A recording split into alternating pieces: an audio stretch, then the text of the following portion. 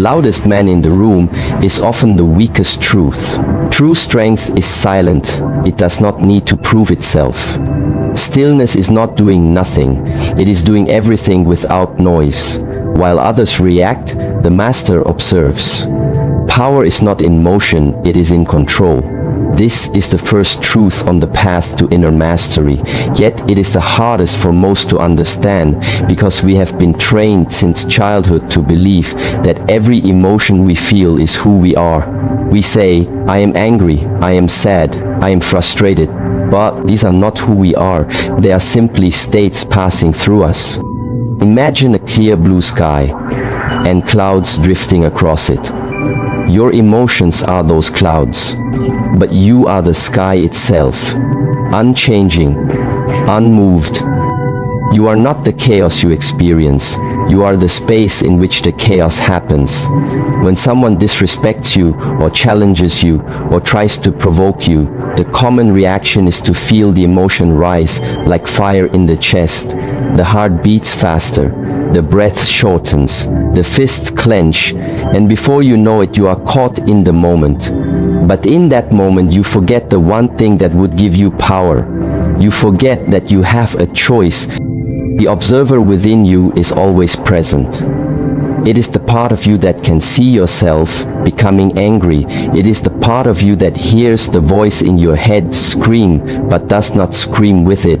It watches the storm, but does not become the storm. This observer is the real you. At the Shaolin temple, the monks do not train to fight others. They train to master themselves. Every strike, every breath, every stillness is a way to discipline the mind, to observe rather than react, to witness the rising of anger and let it go like a leaf floating down a stream. They know that to master life they must master the self, and to master the self they must not identify with the passing emotions, but with the awareness that sees all. When someone tries to insult you or hurt your pride, you must realize that their words are only energy. What gives that energy power is your attachment to it. You believe that their opinion matters. You believe that your identity must defend itself. But the observer does not defend anything. The observer understands that silence is not defeat, it is clarity. Ask yourself, who suffers when you become angry? Who is hurt when you lose control? It is not the person who triggered you, it is you. You carry that fire within you. You burn from the inside out, and in the end you lose your peace, your clarity, your center. When you are the observer, you are no longer dragged around by external forces. You do not dance to the rhythm of someone else's chaos. You choose your own tempo, your own path, and that path is walked with calm, not rage, with understanding, not reactivity. Let go of the need to react in every situation. Let go of the need to be right. Let go of the idea that your emotions define your truth. They are visitors, not residents. Treat them with respect, but do not give them the keys to your home. It takes great strength to sit with your anger and not act on it. It takes discipline to feel disrespected and still choose silence over argument. It takes true power to feel the storm rise and remain unmoved like the mountain. This is not suppression. This is not weakness. It is mastery. It is knowing that you are the awareness behind the emotion, not the emotion itself. You are the sky, not the cloud. And the more you train your mind to observe rather than react, the more you will find that nothing truly bothers you anymore. Because nothing can enter your inner world unless you open the door. And when you live from that awareness, you move differently. You speak with less urgency and more purpose. You listen without needing to respond. You carry peace, not as a concept, but as a state of being. This is why the observer is not affected by chaos, because he does not resist it. He watches, he learns, and he lets go. Your power lies not in what you feel, but in what you choose to do with what you feel. Every time you observe and do not react, you grow stronger, you become more grounded, and no one can shake a man who stands rooted in awareness. So when anger knocks, when insult comes, when emotion rises, remember this: you are not the storm, you are the silent sky, behind it all, watching, breathing still. Breathe, watch, and remain free. The outside world is not the problem, your attachment is. Many people spend their entire lives trying to control what happens around them. They try to change people, fix circumstances, avoid discomfort, chase security, but no matter how much they rearrange the world, the inner conflict remains, and they wonder why they still feel disturbed, why they still get hurt, why they still get angry. The truth is simple, yet difficult to accept. Nothing outside of you can disturb you unless you are already attached to something within that can be touched. You are not angry because of what they said, you are angry because their words touched a belief you hold. You are not hurt because of what they did, you are hurt because you expected something from them that they didn't deliver. Attachment is invisible, yet it controls you without your awareness. Attachment is the invisible thread that connects your peace to something or someone outside yourself. And when that thing moves, your peace moves with it. At the Shaolin temple, the monks practice detachment not because they do not care, but because they understand that freedom cannot exist where attachment does. When you are attached to approval, you become a slave to praise. When you are attached to comfort, you become afraid of discomfort. When you are attached to people, you lose yourself. Every time they change, people will come and go. They will agree with you and then disagree. They will love you and then leave you. The weather will shift. The seasons will turn. The world will not stop for your expectations. And if your peace depends on the world meeting your expectations, then you will always be at war with reality. When something bothers you, ask yourself, what am I attached to? What belief is being challenged? What identity is being threatened? Most of the time, you will find that your suffering is not caused by the situation itself, but by the story you are telling yourself about what it means. If someone ignores you and you feel disrespected, it is not the act of being ignored that hurts you. It is your belief that you must always be seen. It is the attachment to being acknowledged that causes the pain, not the silence.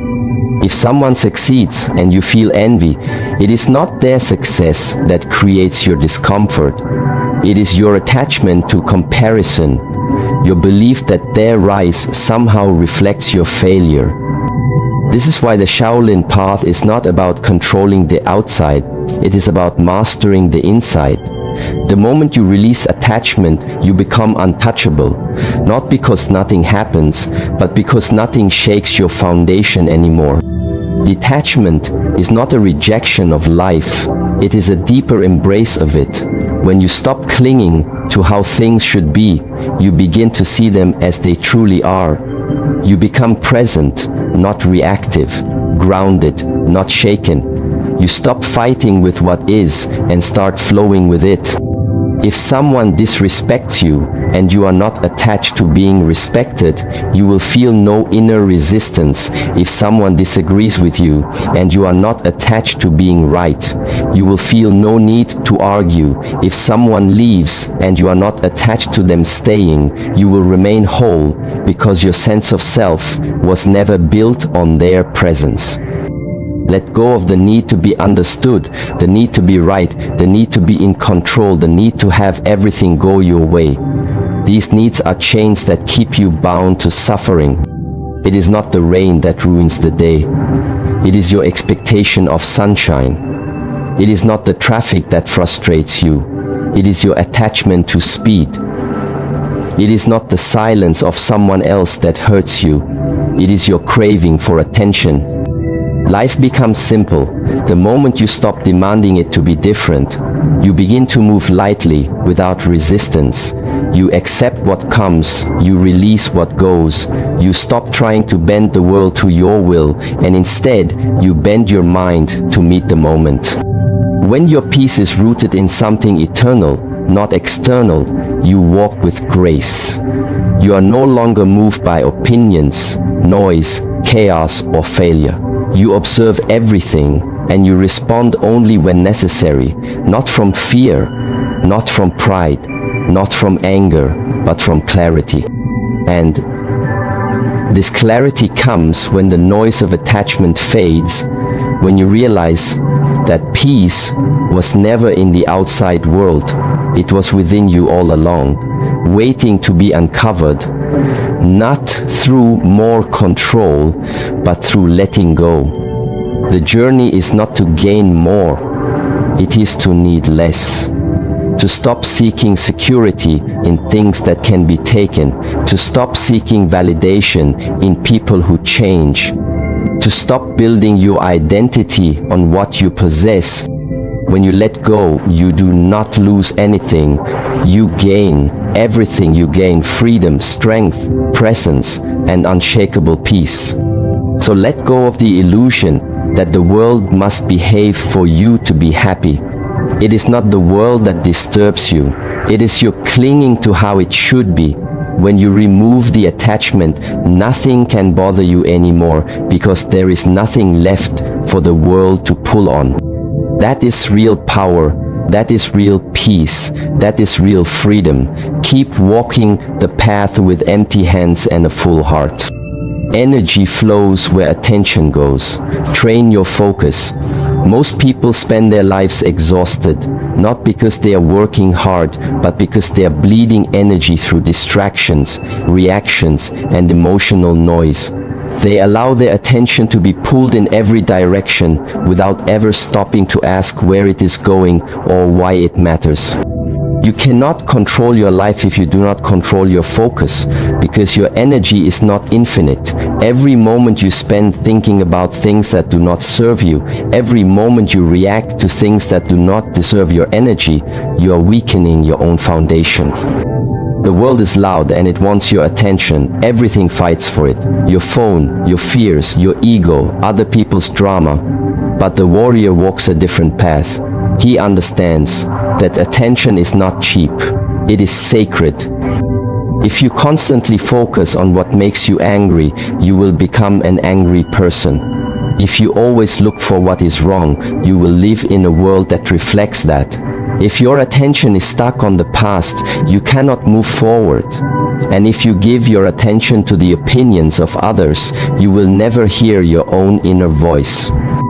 This is why training the mind is not optional. It is essential. Your focus is a blade, and without sharpening it every day, it becomes dull and scattered. At the Shaolin temple, every movement, every breath, every silence is part of that sharpening. The monks do not only practice martial arts to build a body, they practice to discipline the mind. Because a body without a trained mind is wild and dangerous, but a mind without a trained body is weak and unstable.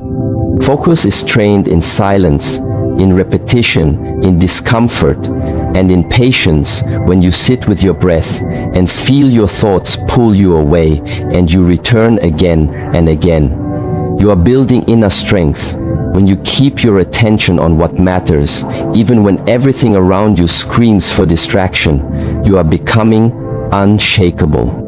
Most people are not tired because they are doing too much. They are tired because they are scattered. Their attention is split between 1,000 meaningless things, and none of them bring peace. When your energy is diluted, your power disappears. But when your energy is focused, your presence becomes powerful. To never be bothered by others, you must stop giving them your attention, not because you are cold, but because your peace is too valuable. When someone disrespects you, they want your reaction, they want your energy, and if you give it, you are feeding the fire. But if you keep your focus within, if you do not react, you stay in control. You do not lose energy, you gain it. Discipline is focus in motion. It is choosing to stay present when the mind wants to run. It is choosing to stay calm when the world tries to provoke you. It is choosing the harder path, not because it feels good, but because it builds strength. Ask yourself where your focus goes each day. Does it go to building your inner world, or is it lost in pleasing others? Does it go to mastering your craft, or is it wasted comparing yourself to others? Is it used to create, or is it used to complain? You cannot rise if your focus is on the ground. You cannot grow if your attention is always on what you lack. You cannot master yourself if you're constantly watching others. Where attention goes, energy flows. Where energy flows, life grows. And if your attention is rooted in silence, presence, and purpose, then your life will begin to reflect that same power. Most things do not deserve your attention. Most problems are not real. They are just shadows made larger by focus. Take your focus away and the problem shrinks.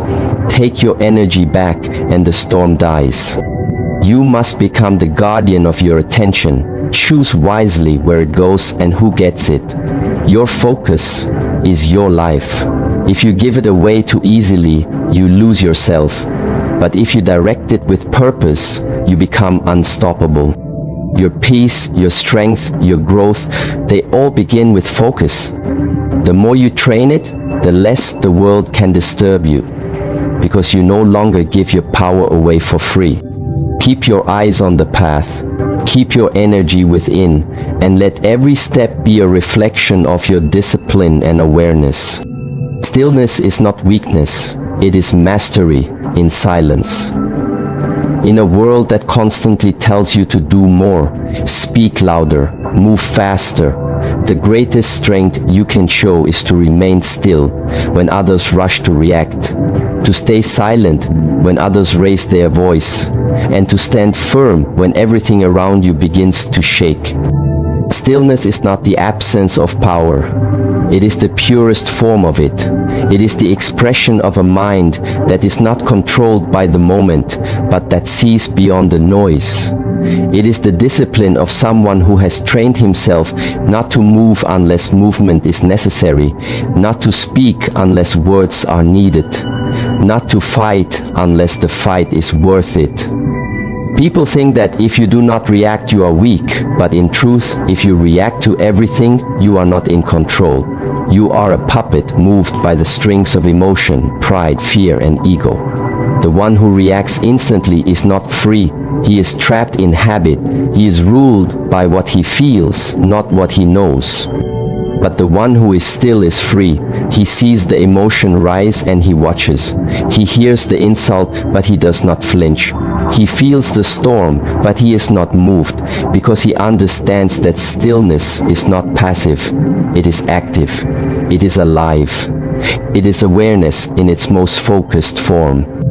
At the Shaolin temple, stillness is practiced as much as motion. Monks stand for hours in silent postures, not to punish the body but to discipline the mind. Every moment of stillness teaches them that they are not here to chase every thought, to follow every feeling, to answer every provocation.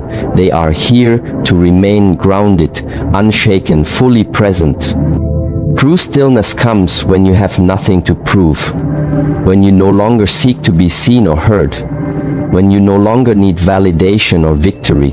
It comes when your identity is no longer tied to how people treat you or what they think of you.